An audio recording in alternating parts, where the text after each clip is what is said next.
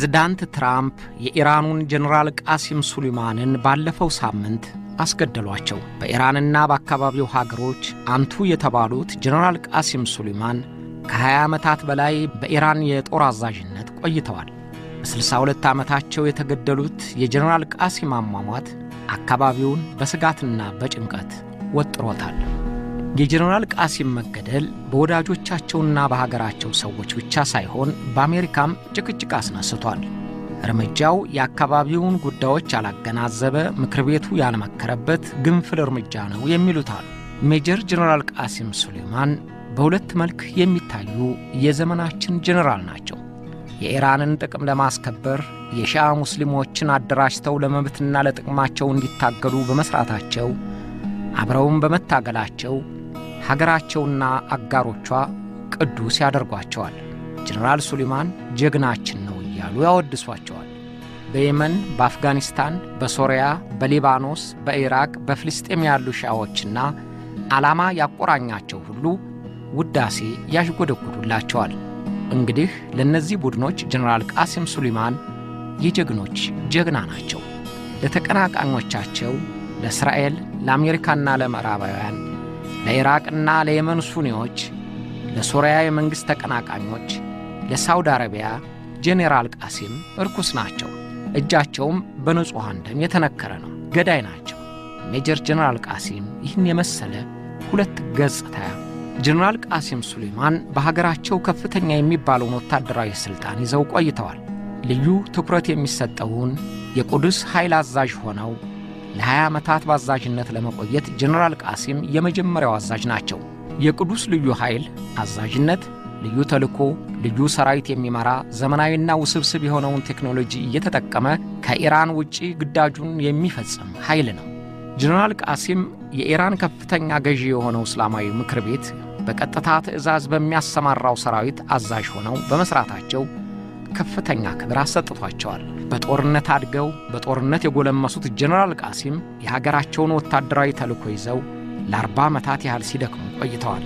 የድካማቸው ውጤትም በሌሎች ሰይጣናዊ ገጽታ ቢሰጠውም ሀገራቸው ግን አክብራቸዋለች። ሜጀር ጀነራል ቃሲም ሱሌይማን ለ20 ዓመታት ያህል የቁድሱን ልዩ ኃይል መምራታቸው ምን ያህል ከፍተኛ ኃላፊነት መሆኑን ለመረዳት የቁድስን ኃይል ምንነት ማወቅ ያስፈልጋል። የኢራን እስላማዊው አብዮታዊ ዘብ በ1970ዎቹ መጀመሪያ አያቶላህ ሆሜኒ የሻሁን መንግሥት ፈንግለው ሥልጣን ከያዙ በኋላ ያቋቋሙት ወታደራዊ መዋቅር ነው። የኢራን አብዮታዊ ዘብ ዋነኛ ተግባሩና ተልዕኮው እስላማዊውን አብዮትና የኢራን መንግሥት የተዋቀረበትን የአስተዳደር ሥርዓት በውጭም ሆነ በውስጥ ተቃዋሚዎች እንዳይነቀነቅና እንዳይጎነተል መጠበቅ ነው። የእስላማዊ ከፍተኛ ምክር ቤት የሚያወጣቸውንና የሚያስተላልፋቸውን ትእዛዞች በአግባቡ እንዲፈጸም የማድረግ ኃላፊነትም ተሰጥቶታል። እስላማዊው አብዮታዊ ዘብ ተጠሪነቱ በቀጥታ አሁን አያቶላ ሰይድ አሊ ካማኒ ለሚመሩት ከፍተኛው እስላማዊ ምክር ቤት ነው። በኢራን ሁለት አይነት ወታደራዊ ተቋሞች አሉ። አንደኛው በሀገር መከላከያ ሚኒስትሩና በፕሬዝዳንቱ የሚመራው የመከላከያ ሰራዊት ነው። በአየርና በባህር ኃይል የተጠናከረው የመከላከያ ሰራዊት ብዛት 230 ሺህ ይደርሳል ይባላል። ሌላው የኢራን እስላማዊው አብዮታዊ ዘብ የሚባለው ወታደራዊ ተቋም ሲሆን ተጠሪነቱ በቀጥታ ለእስላማዊው ከፍተኛ ምክር ቤት ነው። አብዮታዊ ዘቡ እጅግ ውስብስብ የተባሉትን ዘመናዊ የጦር መሳሪያዎች ታጥቋል። በአየር ኃይል፣ በባህር ኃይል፣ በልዩ የኮማንዶ ጦር የተደራጀ ሲሆን 193 ሺህ ያህል ሰራዊት አካቷል። ይህን ሰራዊት መከላከያ ሚኒስትር አያዘውም። የመከላከያ ሰራዊቱ ተልዕኮ የሀገር ዳር ድንበርንና የውስጥ ጸጥታን ማስከበር ሲሆን የአብዮታዊ ዘቡ በሀገር ውስጥና በተለይ በውጪ የኢራንን መንግሥት ፍላጎት ማስፈጸም ነው። የአብዮታዊ ዘቡ በተለይም በውጭ ሀገር ለሚያደርጋቸው ተልዕኮች ለመፈጸም ብቃት ያለው ልዩ ኃይል አደራጅቷል። ያም ልዩ ኃይል አልቁዲስ ተብሎ የሚታወቀው ቡድን ነው። የአብዮታዊ ዘቡ አንድ ክንፍ ሆኖ በተለይም በውጭ ሀገር ለሚፈጸሙ ግዳጆች ራሱን ያዘጋጀው የቅዱስ ልዩ ኃይል የአብዮታዊ ዘቡ አንድ ክንፍ ሆኖ ተዋቅሯል። ስለ ቅዱስ ኃይል ተጠሪነት በተለያዩ ጸሐፊዎች የተለያዩ ማስረጃዎች ተጽፈዋል። አንደኛው ተጠሪነቱ ለእስላማዊው አብዮታዊ ዘብ ነው ሲል፣ ሌላው ግን ተጠሪነቱ በቀጥታ ለእስላማዊው ከፍተኛ ምክር ቤት መሪ አያቶላ ካሜኒ ነው ይላል። የቁዱስ ኃይል የሰው ብዛት በእርግጠኝነት አይታወቅም። አንዳንድ የኢራንን ወታደራዊ ኃይል የሚከታተሉ ተንታኞች ግን ቁጥሩን ከ10,000 እስከ 20,000 ያደርሱታል። የቁዱስ ኃይል የተመሠረተው ከ8 ዓመታት በላይ በፈጀው የኢራንና ኢራቅ ጦርነት ወቅት ነው። ጦርነቱ በተፋፋመበትና ኢራቅም የኢራንን መሬት በወሰደችበት ጊዜ የኢራንን መሬት ነፃ የማውጣት ተልእኮ ተሰጥቶት ተደራጀ። ተልእኮው ከኢራን ውጭ እየተወረወረ በሌሎች ሀገሮች ክልል ጠላቶቹን ማጥቃትና የጠላቶቹን ተቃዋሚዎች ማደራጀት ነው። ያን ጊዜ ኢራን ጠላቶች የምትላቸው እስራኤልን፣ አሜሪካና ሌሎች የምዕራብ ሀገሮችን፣ ከአረብ ሀገሮችም ሳውዲንና ሌሎችንም ጭምር ነው። የቁዱስ ልዩ ኃይል በጦርነቱ ጊዜ ከሳዳም ሁሴን ጋር የትጥቅ ፍልሚያ የጀመሩትን ኩርዶችን በማገዝ ጦርነቱን በኢራቅ ምድር ለማድረግ የመጀመሪያ ተልእኮውን አስፈጽሟል። የኢራንና ኢራቅ ጦርነት ከተጠናቀቀ በኋላም ተልእኮውን አስፋፍቶ የኢራንን ጥቅም የማስጠበቅ ሰፊ ኃላፊነት ተሰጠው። ኢራን በሊባኖስ ታጣቂዎችን ማደራጀት ጥቅም እንደሚያስገኝላት ስታምን የሻህ አባሎች የተካተቱበት ሂዝቦላህን አሰልጥኖ ለተቃዋሚነት እንዲያበቃ ተልእኮውን የተቀበለው የቁዱስ ኃይል ነው። የሙስሊም እምነት አስተምህሮ የሆነውን የሻህ እምነት ተከታዮች በተገኙበት ሁሉ በማደራጀት በማስታጠቅና ለማጥቃት ስምሪት በመስጠት ኢራን የቁዱስ ኃይሏን እንደተጠቀመችበት ይነገራል። የቁዱስ ኃይል በአፍጋኒስታን የመሐመድ ነጅባላህን መንግሥት ለመጣል በተደረገው ጦርነት ለሻህ አብዶል ማዝሪን ድጋፉን ሲሰጥ ቆይቷል። የነጅባላህ መንግሥት ከወደቀ በኋላም የሰሜነኞቹ ጥምረት አጋዥ ሆኖ ለሻህ ማሱድ ወግኖ ታሊባንን በመዋጋት ተልእኮውን ተወጥቷል። አሁን ደግሞ ከታሊባኖች ጋር ወግኖ የአፍጋኒስታንን መንግሥት እንዲያስቸግር የተሰጠውን ተልእኮ እየፈጸመ ነው። የቁዱስ ኃይል በየመን በሚደረገው ውጊያ ለሁቲ ታጣቂዎች እገዛ በማድረግ ዋነኛ ደጋፊያቸው መሆኑ ይነገራል።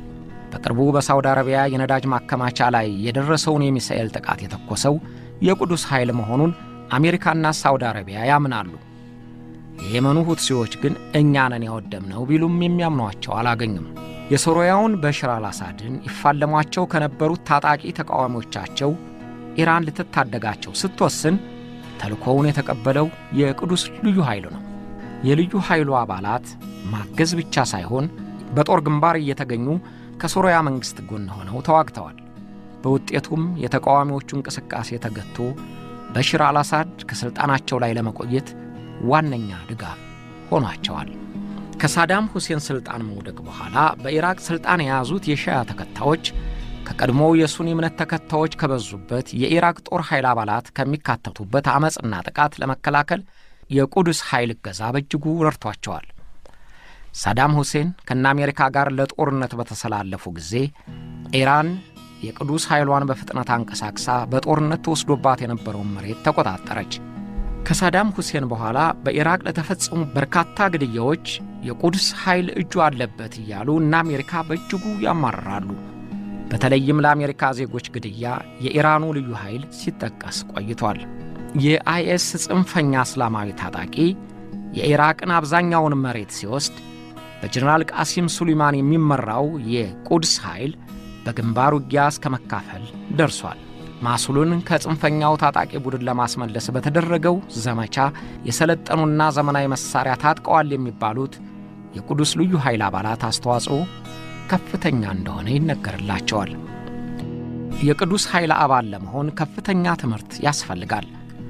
አባላቱ የተማሩና ለእስልምና ምክር ቤቱ ያላቸው ታማኝነት በጥንቃቄ ይጠናል። በተራቀቁ መሳሪያዎች ለመጠቀም እንዲችሉ ከፍተኛ ሥልጠና ይሰጣቸዋል። በስለላና በልዩ የማጥቃት ተልእኮ ጥብቅ ሥልጠና ያገኛሉ።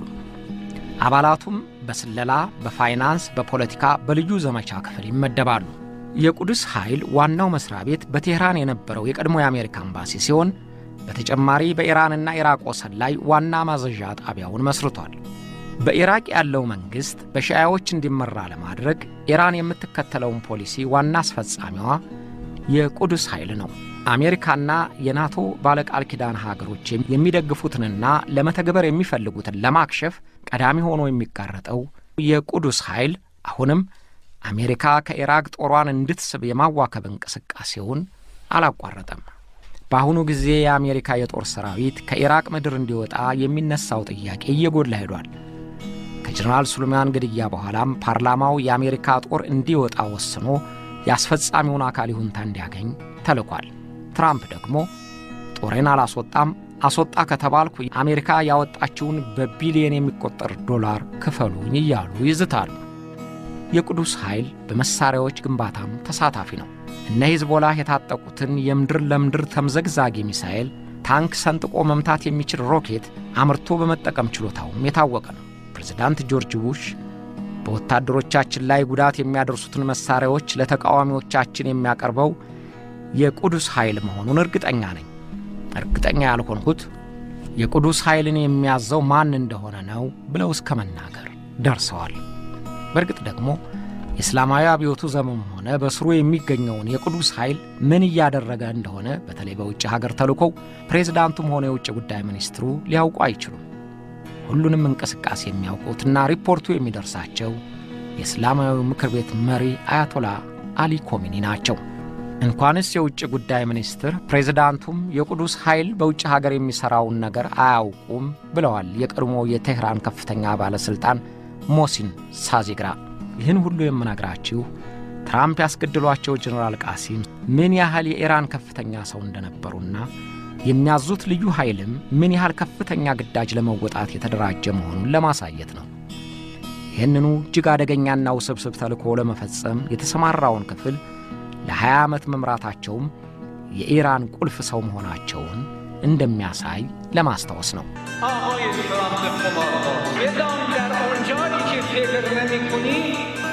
ጀነራል ቃሲም ሳልማኒ ዝቅተኛ ገቢ ካላቸው ወላጆቻቸው የተወለዱት በኢራኗ ካርማን ክፍለ ሀገር ነው። ገና ከ13 ዓመታቸው ጀምሮ ወላጆቻቸውን እየረዱ የአያቶላህ ኾሜኒን ሃይማኖታዊ ትምህርት እየተከታተሉ አደጉ። የኢራቅ እስላማዊ አብዮት ሲቀጣጠልና ኾሜኒም የመንግሥት ሥልጣኑን ሲረከቡ በውትድርና አገልግሎት ለመሳተፍ ተቀጠሩ። ግን በሥልጠና ብዙ ጊዜ ለመቆየት አልታደሉም። 6 ሳምንታት ያህል ከሰለጠኑ በኋላ የኢራቅና ኢራን ጦርነት ስለተጀመረ ለግዳጅ ተሰማሩ። ጊዜው ለኢራን የውጣ ውረድና የትግል ጊዜ ሆነ።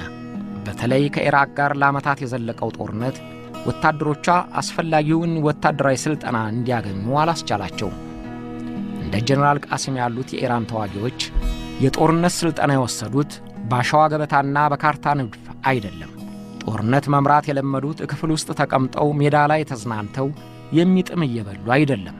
ጀነራል ቃሲም ወታደራዊ ሥልጠናቸውን የወሰዱት በጦርነት ላይ ነው። 8 ዓመታት በፈጀው የኢራቅ ጦርነት ተዋግተውና ዋግተው ጀግና ተብለው ካጠናቀቁት የኢራን ወታደሮች አንደኛው ጀነራል ቃሲም ናቸው። ጀነራል ቃሲም ሱሌማን የእስላማዊው አብዮት ዘብ ልዩ ኃይል የሆነውን የቅዱስ ኃይልን እንዲመሩ ከተመረጡ 20 ዓመታት ሆኗቸዋል። ላለፉት 20 ዓመታት ልዩ ኃይሉን እየመሩ በውጭ ሀገር የተደረጉ ከፍተኛ ግዳጆችን ለመፈጸም በቅተዋል። ግዳጆቹ ቀደም ብዬ እንደነገርኳችሁ በኢራን የሚያስወድሳቸው፣ በሚቀናቀኗቸው ደግሞ የሚያስኮንናቸው ድርጊት ስለሆነም ለጀነራሉም የሚሰጡት ስያሜም እንደየሀገሮቹ ይለያያል። ጀነራል ቃሲም ሱሌማን እፊት ማለት የማይወዱ፣ ለመታወቅ የማይፈልጉ ግን በመሪዎቻቸው ዘንድ ተወዳጅነትና ሞገስ ያላቸው ጀነራል ነበሩ። የኢራን ከፍተኛው ምክር ቤት መሪ አያቶላ አሊ ካሚኒ ከፍ ያለ ውዴታና አክብሮት እንዳላቸው አብረዋቸው በተነሷቸው ፎቶግራፎች መረዳት ይቻላል። ኮሚኒ ለሌሎች ሲያደርጉ በማይታዩበት መልክ ጀነራሉን ሲያቅፏቸውና ሲስሟቸው በሕዝብ ፊት ታይቷል። ይህ ማለት ምን ያህል ከፍተኛ ክብር እንደሆነ የሚረዳው የኢራን ሕዝብ ብቻ ነው። ዕድሜያማው ካሚኒ የቀብሩን ሥነ ሥርዓት በጸሎት ሲመሩ የሐዘን ስሜታቸውን መቆጣጠር አቅቷቸው ስቅስቅ ብለው ሲያለቅሱ ታይተዋል። ጀነራል ሱሌማን ኢራቅ ከሳዳም በኋላ በአዲስ መልክ መንግሥት ስታዋቅር የሺዓ ሙስሊሞች ሥልጣን እንዲይዙ ከዚያም በኋላ እንዲጠናከሩ ስትራቴጂ ነድፈው ውጤት ያስገኘ እንቅስቃሴ ማድረጋቸው ይታወቅላቸዋል። ኢራን በመካከለኛ ምስራቅ ያላት ተጽዕኖ የበረታ እንዲሆን ግዳጅ የተሰጠውን የቅዱስ ኃይልን በአግባቡ እንደሚመሩት ኾሜኒና ሌሎችም የሺዓ መሪዎች አምኑላቸዋል። በምዕራባውያን በእስራኤላውያንና በአረብ ሀገሮች ወኪሎች ግን ጀነራል ቃሲም በክፉ ዓይን ስለሚታዩ ለግድያ ከተፈለጉ ቆይተዋል። በአንድ ወቅት የእስራኤል ጠቅላይ ሚኒስትር እስራኤል ካቲዝ እስራኤል በእባብ ጭንቅላት ላይ ትተኩሳለች፣ ጥርሱንም ታራግፈዋለች። ኢራን የእባቡ ጭንቅላት ስትሆን ጥርሱ የቅዱስ ኃይል አዛዥ ነው ብለው በአደባባይ እስከ መናገር ደርሰዋል። ፕሬዝዳንት ቡሽና ኦባማም ጀነራል ሱሌይማን እንዲገደሉ የቀረበውን ዕቅድ ውድቅ ባያደርጉት ኖሮ ለግድያ የታሰቡት ቀደም ብሎ እንደሆነ ታውቋል። ኢራቅን በሻዎች ለማጠናከር፣ በሽር አልአሳድን በሥልጣን ለማቆየት፣ ሁቲዎችን የመንን መንግሥት እንዲቆጣጠሩ ማስቻል፣ ሄዝቦላህን የማጠናከር ተግባር ስኬታማ ሊሆን የቻለው የጀነራል ቃሲም ሱሌይማን ብቃት ያለው አመራር ነው ብለው ስለሚያምኑ ጠላቶቻቸው ሁልጊዜም ቀን እየጠበቁላቸው ቆዩ። ጀነራል ቃሲም አዛዥ ነኝ፣ ግዳጅ አሰማርቻለሁ ብለው በማዘዣ ጣቢያቸው ተቀምጠው የሬዲዮ ሪፖርት የሚጠብቁ አዛዥ አይደሉም። አብዛኞቹን ተልእኮች ራሳቸው በግንባር ተገኝተው ይመራሉ ወይም ይዋጋሉ። ጽንፈኛውን የአይሲስን ታጣቂ ቡድን ከኢራቅ ለማስወጣት በተደረገው ፍልሚያ ጦር ግንባር ድረስ እየተገኙ ራሳቸው የሚያዙትን ብቻ ሳይሆን በዚያ የተገኘውን የኢራቅ ጦር አስተባብረው ሲመሩ ታይተዋል። ግን ብዙዎች ስማቸውንና ዝናቸውን እንጂ ቀርበው ስለማያውቋቸው አጠገባቸው እያሉ ማንነታቸውን አያውቁም። ከጦር መሪዎች አንደኛው የሚመራ ነበር የሚመስላቸው። አንድ ጠና ያለ ባለሽበት አጭር ፂም ያለው ረጅምና ጠምጣማ ቁመና ያለው ሰው ቢያውም ስሙ የገዘፈው ጀነራል ቃሲም ነው ብለው አያስቡም። አንድ የቴሌቪዥን ቡድን ከአይሲስ ጋር ጦርነት ወደ ተደረገበት ግንባር ተገኝቶ ስለ ጀነራል ቃሲም ተዋጊዎቹን ጠየቃቸው። እዚህ ነበር አሉ፣ አይታችሁታል ይላቸዋል ጋዜጠኛው።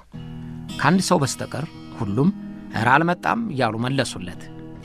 አንደኛው ግን አስገራሚ መልስ ሰጥቶታል። እሱ እኮ ጥላ ነው አይታይም አለው። ተዋጊዎቹ አናውቀውም አሉ እንጂ በዋዜማው እነሱ ምሽግ ውስጥ ተገኝተው ውጊያውን ሲመሩ የነበሩት ጀነራል ቃሲም ነበሩ። ጀነራል ቃሲም ከአይሲስ ጋር ያደረጉት ጦርነት እንደ ጀግና ብቻ ሳይሆን እንደ ሰማዕት አስቆጥሯቸዋል። የእስልምና ከፍተኛው ምክር ቤት መሪ አያቶላ ካሚኒም በሕይወት ያለው ሰማዕት ሲሉ በአደባባይ አክብረዋቸዋል። በቴህራን ዩኒቨርሲቲ የአሜሪካ ጥናት ሊቀመንበር መሐመድ ማርድኒም ስለ ጀነራል ቃሲም ከአይሲስ ጋር ስላደረጉት ተጋድሎ እንዲህ ሲሉ መስክረውላቸዋል።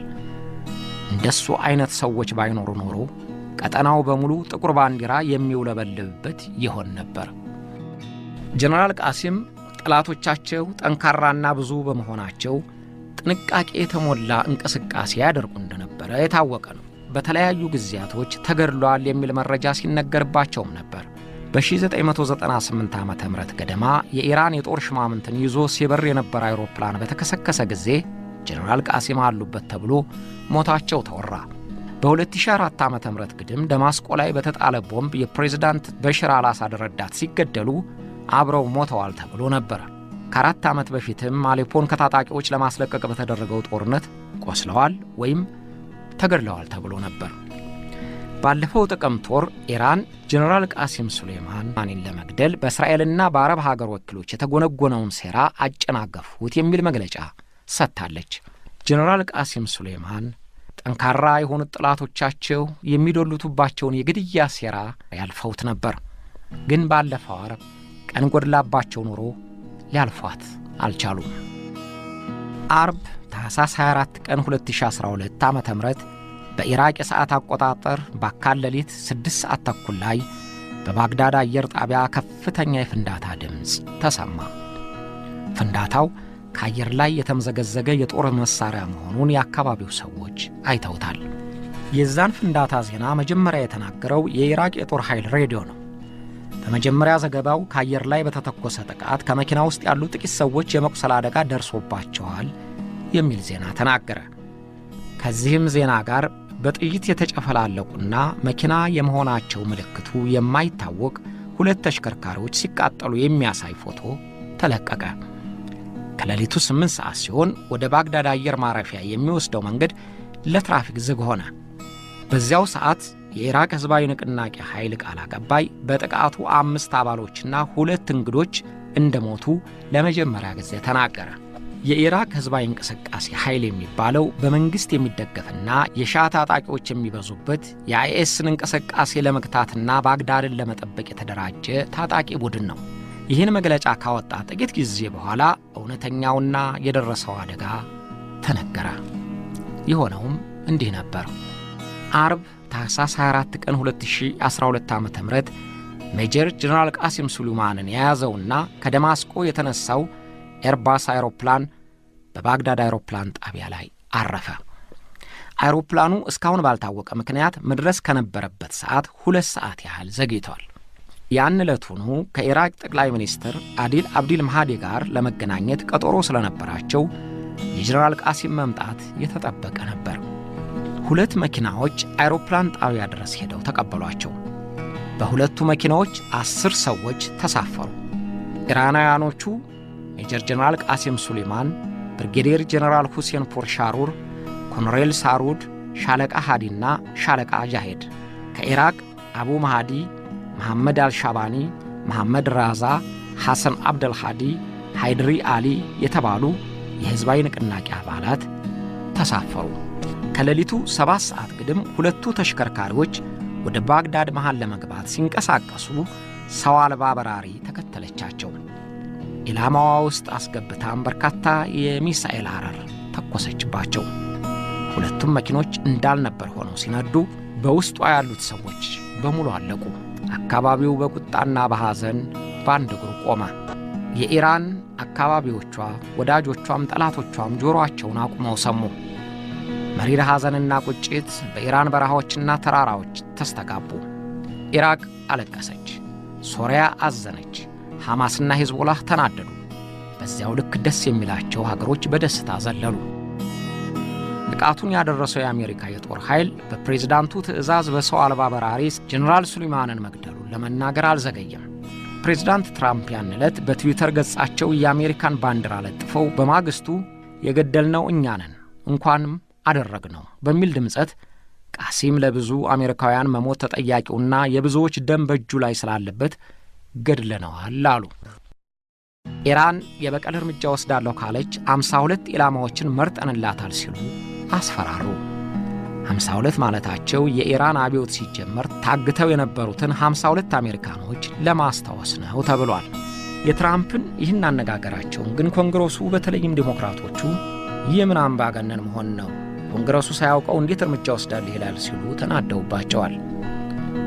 የጀነራል ቃሲም ሱሌይማን መሞት እንደተሰማ የኢራን ከተሞች ሐዘን በመታቸው ዜጎቻቸው ተጥለቅልቀዋል።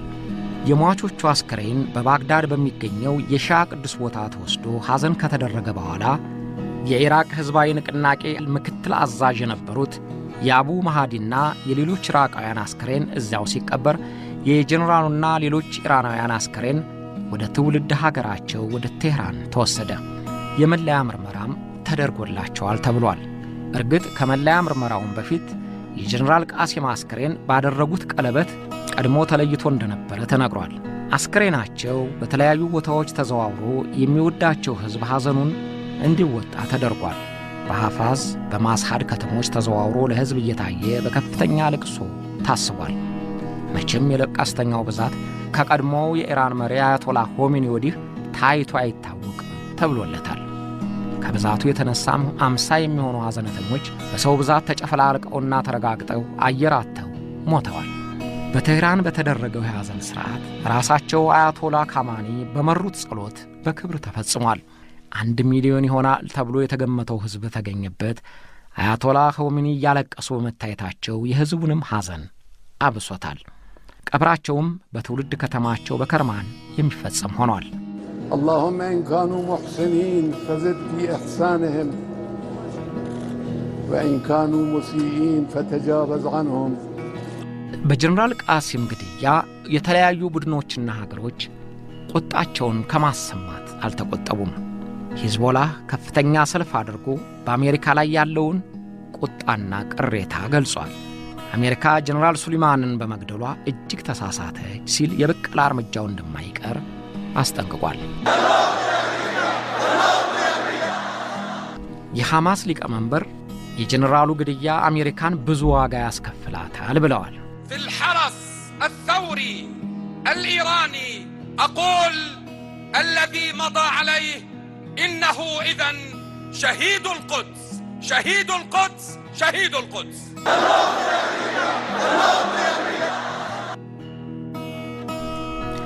የጀነራል ቃሲም ሱሌይማን ግድያ እንደተሰማ በኢራቅና አካባቢው ሀገሮች ውጥረት ነግሶ ከርሟል።